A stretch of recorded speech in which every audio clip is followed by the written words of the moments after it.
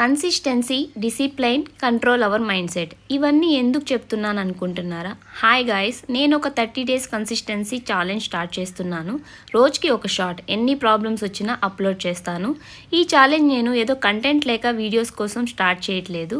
యూట్యూబ్లో నా journey consistency maintain చేయాలన్నా, నా లైఫ్ స్టైల్లో డిసిప్లిన్ రావాలన్నా అండ్ నా షార్ట్ టర్మ్ గోల్ రీచ్ అవ్వాలన్నా, యాజ్ ఏ హౌస్ వైఫ్గా నాకుండే వర్క్స్ యాక్టివ్గా చేయాలన్నా అండ్ ఆల్సో జంక్ ఫుడ్ తినకుండా నా మైండ్ సెట్ని కంట్రోల్ చేయాలన్నా ఈ చిన్న 30 డేస్ ఛాలెంజ్ అయితే స్టార్ట్ చేస్తున్నాను.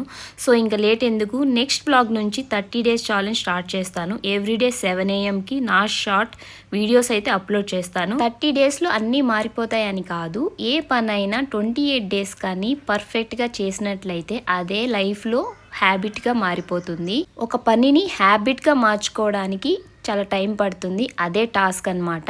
అది కానీ మనం గెలిచినట్లయితే మనం ఏదైనా చేయొచ్చు. ఈ ఛాలెంజ్లో నేను రోజుకు ఒక విషయం నేర్చుకోబోతున్నాను. మీరు కూడా నా జర్నీలో జాయిన్ అవ్వచ్చు. ఇంకెందుకు లేటు, లెట్స్ కమాన్.